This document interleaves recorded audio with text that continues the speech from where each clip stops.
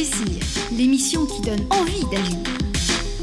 Re-bienvenue dans Réussir. Nous sommes toujours le 9 octobre 2019 en compagnie des étudiants en menuiserie du CFA BTP de Saint-Herblain.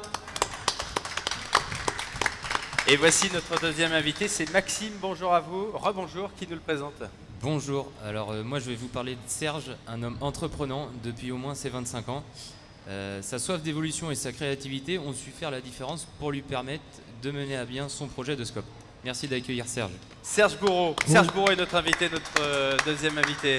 Bonjour. Bonjour à vous. Entreprenant depuis au moins ses 25 ans. Est-ce que entreprendre, c'est que créer une entreprise ou est-ce que vous aviez déjà l'esprit d'entreprendre avant? Je ne sais pas si j'avais l'esprit d'entreprendre avant. En tout cas, j'ai entrepris, j'avais 25 ans. Vous allez le savoir à travers les échanges qu'on va avoir. Je dirais qu'est-ce qui m'a amené à entreprendre. Mais en tout cas, ce qui est sûr, j'ai commencé à y penser peut-être à mes 20 ans, 21 ans. Mais en voisin, comme disait l'autre. Non, moi je ne ferais pas ce non. Bon, je dirais pas ça. Mais en tout cas, oui, j'ai entrepris à 25 ans et j'entreprends encore, même si, ça sera dit, hein, je viens de fêter le 4 octobre mes 59 ans. Donc ça fait des années où j'ai entrepris. Merci pour cette précision. Nicolas, explique ce que c'est que l'entreprise que dirige Serge Bourreau. Merci David. Il dirige Macoré. C'est une entreprise générale de bâtiments. C'est situé à Saint-Père-en-Retz, qui a fêté récemment ses 33 ans. Il y a 220 salariés, dont 110 sociétaires. Et une particularité, c'est une SCOP. Rodolphe et David, est-ce que vous savez ce que c'est une SCOP? Aucune idée. Jamais entendu parler de ce cycle-là. Je connais bien le télescope. Ouais, non, c'est un truc pour enregistrer là. Magnétoscope? On n'utilise plus ça. Je vois pas. Télescope, je vois pas, non. Eh bien non. Une SCOP, ça veut dire société coopérative et participative. Le principe, c'est que chaque associé, dans l'occurrence de Macoré, il y a 110 au total sur un nombre de 220 salariés, a autant de pouvoir qu'un homme associé.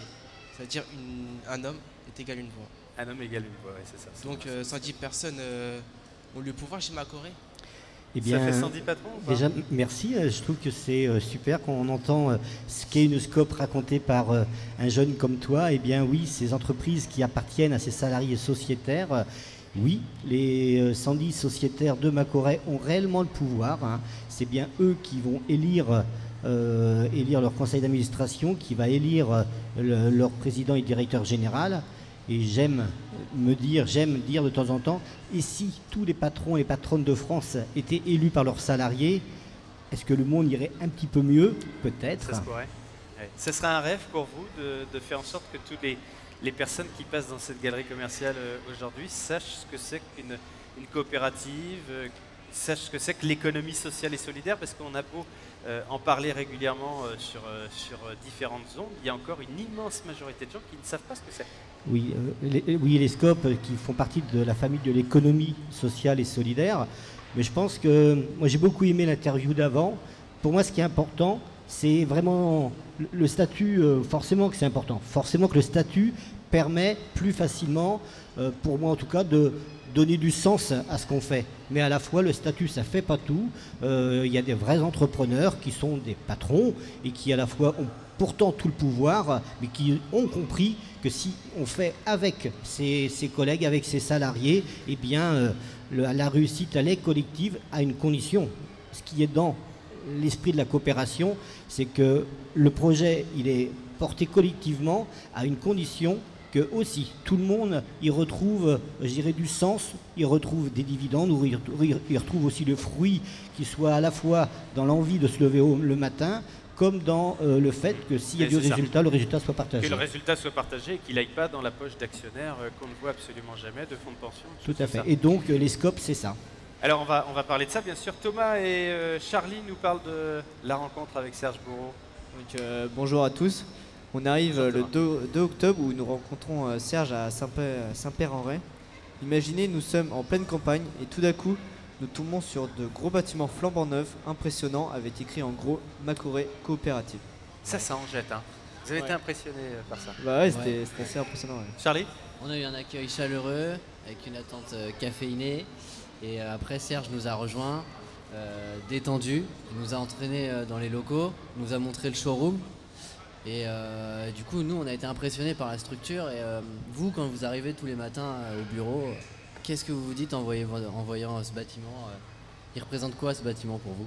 Donc ce bâtiment qui a une grande nef, hein, je ne sais pas si on aura l'occasion d'en parler, hein, c'est le choix d'un projet qui a fait partie du parcours de l'histoire de l'entreprise, quand les sociétaires, l'ensemble des sociétaires ont travaillé un projet d'entreprise, on en a travaillé plusieurs à travers les 33 ans d'entreprise, mais en 2010-2011, quand on décide d'investir 7 millions d'euros, de passer de 120 personnes à 200 personnes, c'est ce projet qu'on a travaillé collectivement. Donc tu l'as dit tout à l'heure, Macorès c'est un des principaux constructeurs de la Loire-Atlantique et on fait aussi de l'agencement et on fait donc dans nos constructions de la maison brique, de la maison en bois.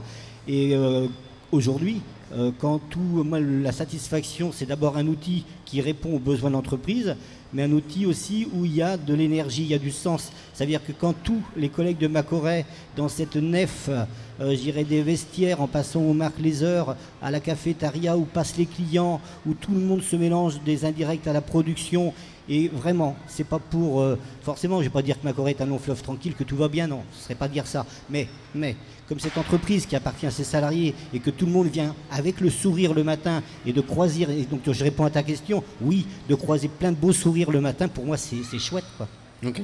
Charlie, on est en 1986. En 86, avec 3 de vos amis, un peu comme les Beatles un jour, vous avez décidé de créer, d'entreprendre dans une entreprise de construction. Qu'est-ce qui déclenche cette envie de créer ce projet ?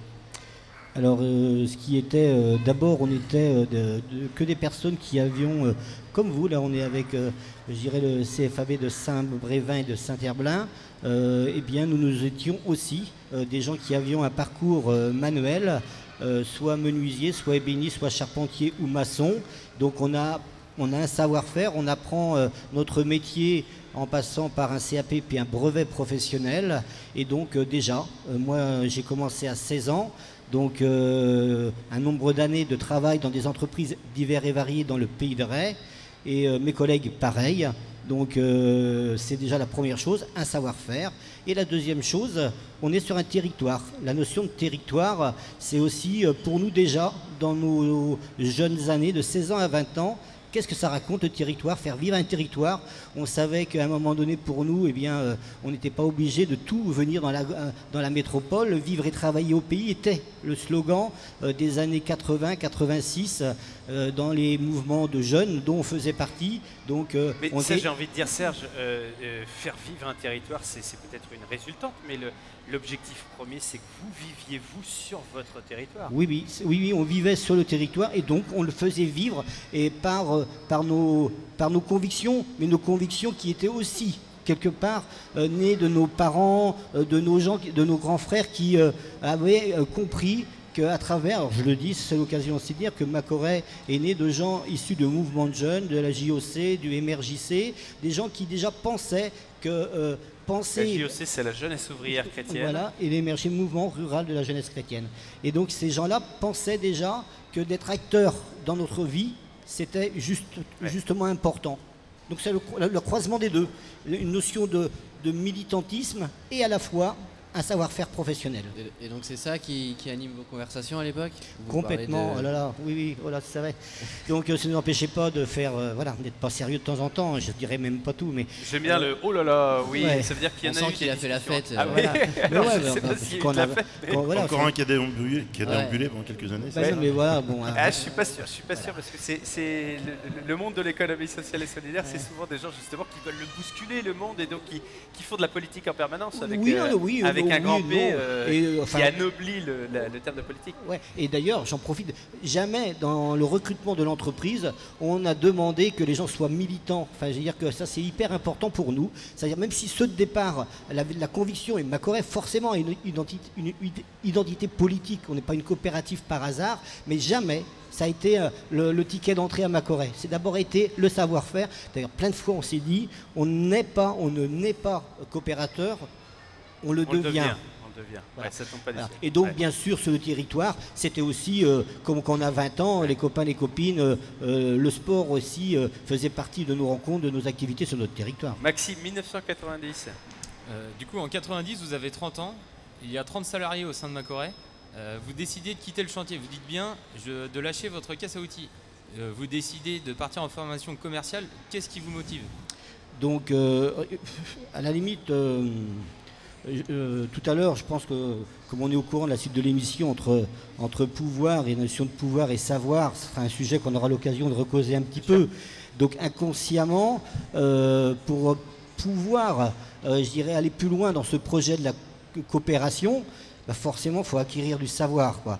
Et moi, très vite, dans les premières années de l'entreprise Macoret, donc 25 ans, 30 ans, je ne travaille plus avec ma caisse à outils, je deviens le commercial de l'entreprise Macoret. Donc on est une trentaine déjà à l'époque, et donc collectivement, oui, Serge, c'est celui qui a la fibre commerciale, donc je vais faire une formation commerciale. Donc ce que j'avais besoin d'apprendre, ce que je ne savais pas, ce qu'il faut apprendre quand une entreprise grossit, c'est d'aller se former.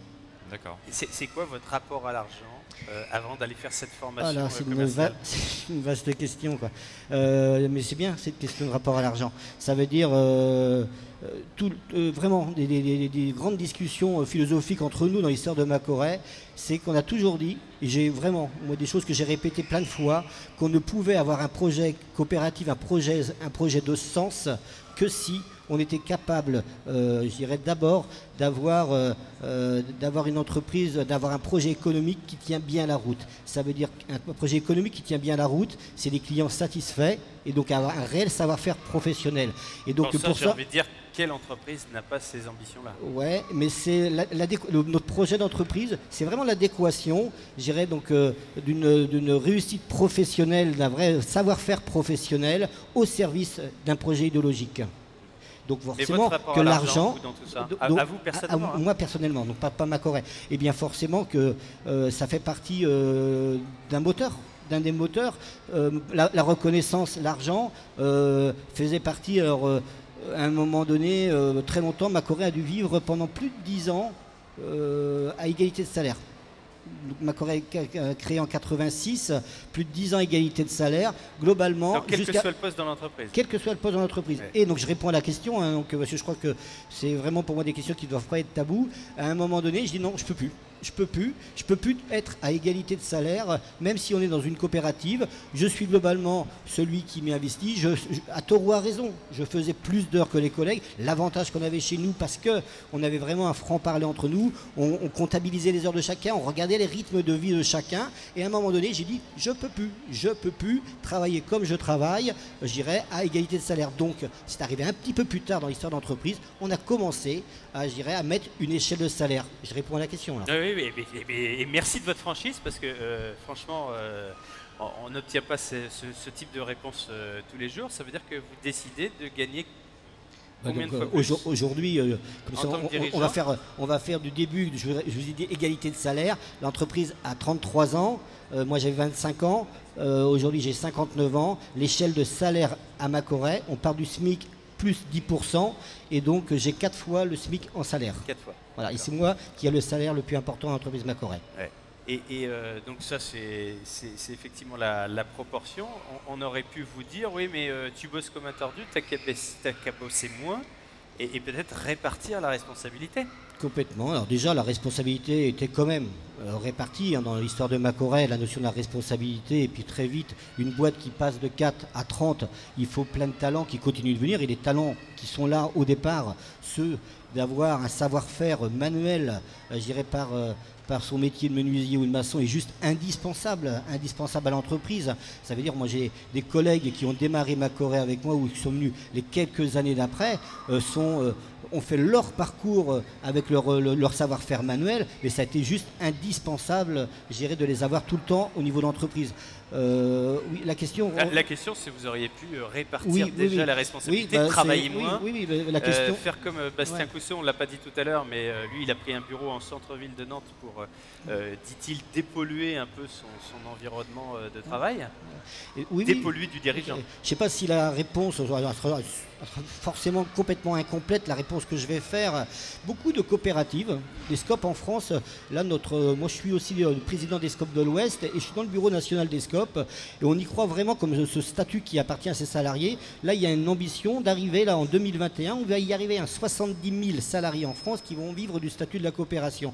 La moyenne des SCOP, la moyenne ne veut pas dire grand-chose, hein, c'est 20 salariés par SCOP. Plein de SCOP, arrivent à un moment donné à confronter, à trouver cette limite sur la notion de l'engagement, du pouvoir, de l'ambition. Et c'est les raisons qui font que les SCOP, à un moment donné, arrivent à rester à 20-30 personnes. Moi, je fais partie de ceux qui ont dit non, la coopération, ça peut exister à beaucoup plus que ça. Entreprendre, on est capable, même en coopérative, d'entreprendre, Et donc, c'est pour ça que Macoret, aujourd'hui, fait 24 millions d'euros, on est 220. Et que, en tout cas, par cette conviction, de penser que l'entreprise pouvait aller plus loin, moi, en tout cas, ça m'a permis, de montrer que la coopération, était un mode d'entreprendre innovant. Et c'est déjà pas mal. Thomas, 98 ? En 1998, vous repartez en formation pour avoir à votre arc la corde de dirigeant d'une PME. C'est un gros investissement personnel et j'imagine des sacrifices. Ça y est, vous êtes un bon commercial, maintenant il faut devenir un bon dirigeant. Voilà. Donc forcément, l'entreprise continue. Alors, ce qu'il faut quand même important, hein, on vient d'un instant de faire un flash un petit peu sur le côté un petit peu ambition individuelle, au service de quoi, et donc dans l'histoire de l'entreprise Macoret, même encore aujourd'hui, c'est l'ensemble des sociétaires qui se réunissent, les 110 aujourd'hui, qui se réunissent tous les 2 mois, 6 fois par an, dans la nef que vous avez vue à Macoret, sur des thématiques importantes de l'entreprise, et c'est piloté par un conseil d'administration. Donc le projet collectif est hyper important. À l'époque, quand l'entreprise continue de grossir, là on décide de continuer de se former. Il y avait une nécessité encore à se former. Qu'est-ce que vous cherchez à prouver ? Alors, on continue à se former, et donc ça revient à la question de tout à l'heure.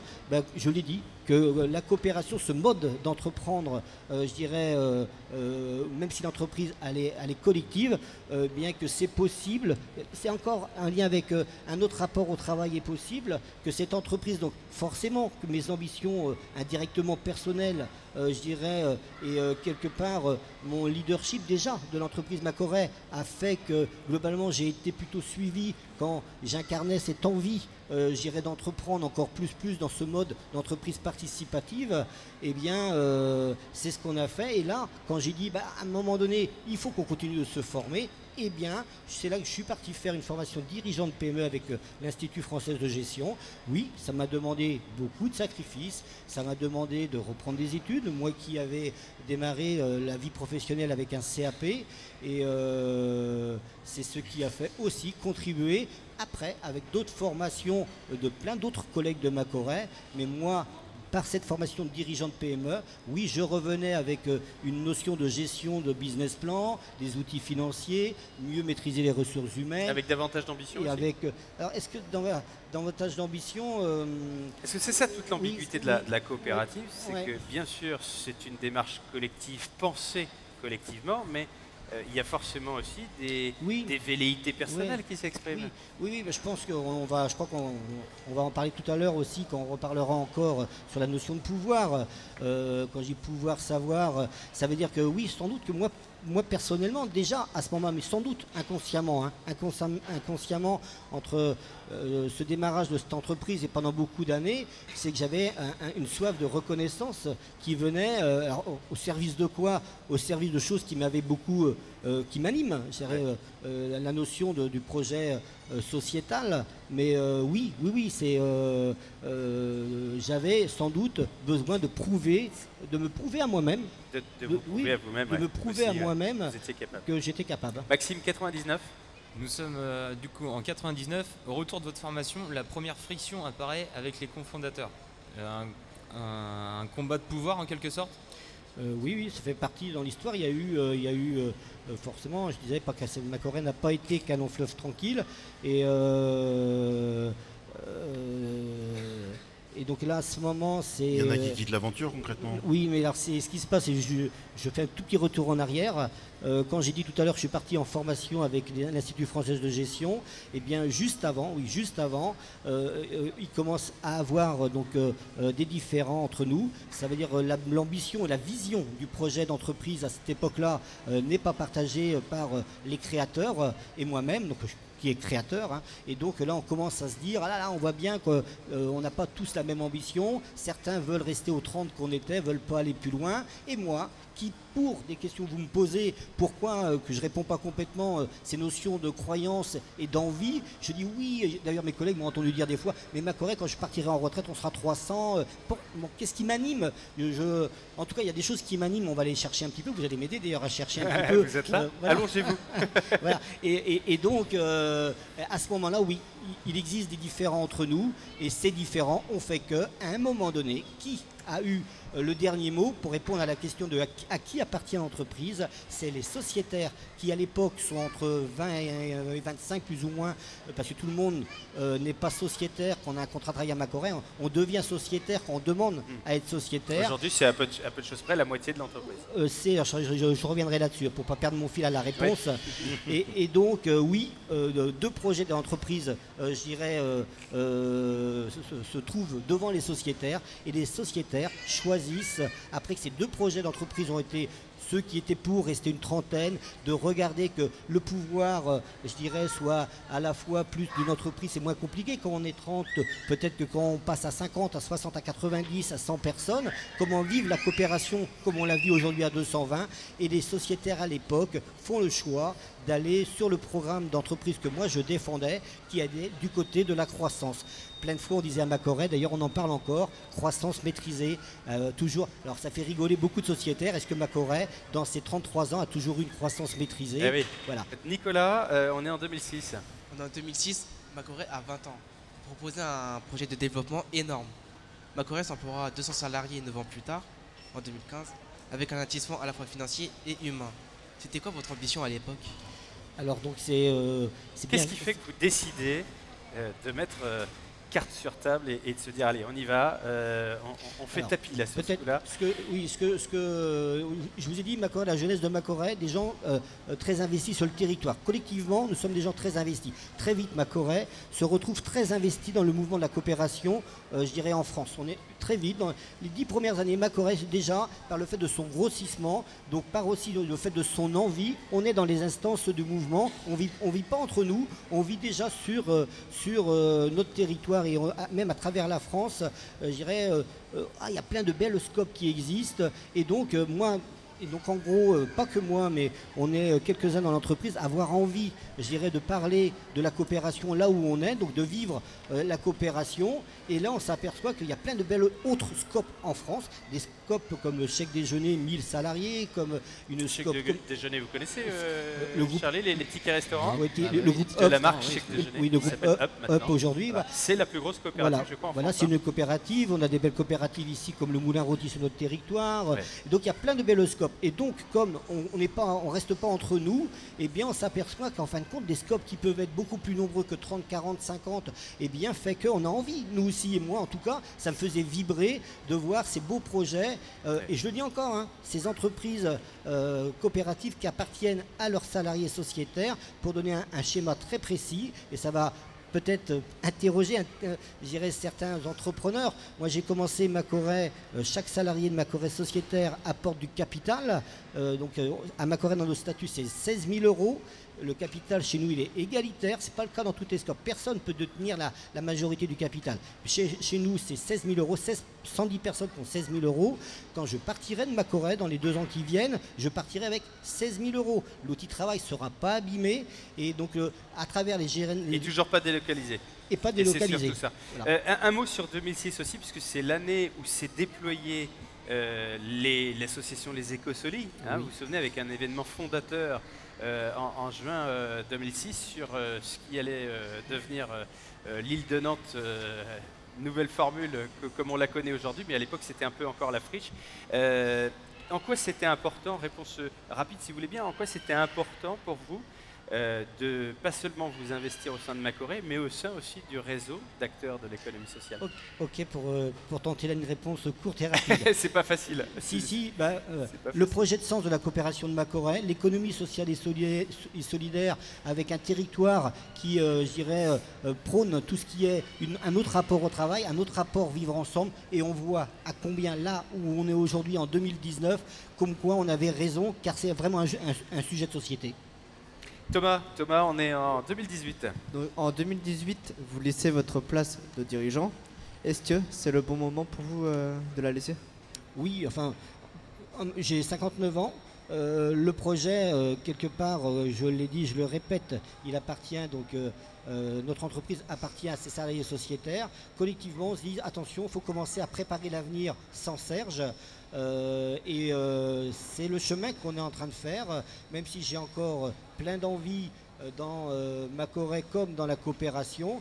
Mais oui, c'est le moment. Et le moment, il faut pour ça aussi que ce soit partagé collectivement. Macoré, c'est un bébé comme ce serait le cas si vous étiez dirigeant d'une SARL avec les pleins pouvoirs, ou c'est une autre notion encore quand on est le créateur d'une coopérative? J'en sais de rien. En tout cas, c'est forcément ce qui a pris beaucoup de ma vie. C'est ce qui a pris beaucoup de ma vie, d'être investi dans une entreprise qui est passée de 4 aujourd'hui à 220 personnes. Et quand on disait le nombre de sociétaires chez nous, ça ressemble plutôt à 70% du possible, car les contrats à durée déterminée ne peuvent pas être sociétaires. Et les 25 apprentis, petit coup d'œil sur l'apprentissage, 25 apprentis à Macoré, quoi. Donc... c'est un bébé? Oui, voilà, mon bébé ou pas mon bébé. En tout cas, c'est ce qui a pris beaucoup de ma vie. Oui, plein de fois, j'ai dit, mais j'aime plus trop répéter ça, que c'était. J'aime plus trop répéter que c'était un peu, peut-être mon 4e bébé. Voilà, en tout cas, ça m'a pris beaucoup de ma vie. C'est donc compatible. Dernière question, Maxime. Du coup, pour conclure, est-ce que vous connaissez Retour vers le futur? L'émission? Le film. Le film, oui, avec Marty McFly. Oui. Du coup, vous prenez la voiture et vous allez à un moment précis. Quelle date et quel événement choisissez-vous? Dans votre parcours, dans votre histoire, vous avez la possibilité d'aller à un moment, à un endroit précis. Oui, vous allez oui, je réfléchis un instant. Et vous allez quand? Oui, c'est ce moment, ça va peut-être, je vais vous surprendre peut-être, et je vais me surprendre moi-même. C'est là, maintenant, ce qui est en train de se passer pour l'année devant moi. J'ai lâché le poste de PDG. Je ne sais pas du tout ce qui va se passer pour l'avenir pour moi. Donc c'est bientôt, c'est dans 1 ou 2 ans. J'ai déjà fait le chemin en lâchant le poste de PDG. Vers quoi je vais, j'en sais de rien. Donc ce que vous voulez connaître, c'est l'avenir. Vous voulez pas refaire le passé, vous voulez connaître l'avenir. Je veux le vivre surtout. C'est ça, vous voulez vivre surtout. Eh ben, on vous souhaite en tout cas une très très belle deuxième histoire, parce que des projets, je sais que vous en avez forcément énormément. Serge Bourreau est notre invité. Dans un instant, on le retrouve avec Bastien Cousseau et puis les étudiants du CFA PTP de Saint-Herblain pour le débat. C'est quoi le pouvoir? À tout de suite. Réussir, l'émission qui donne envie d'agir.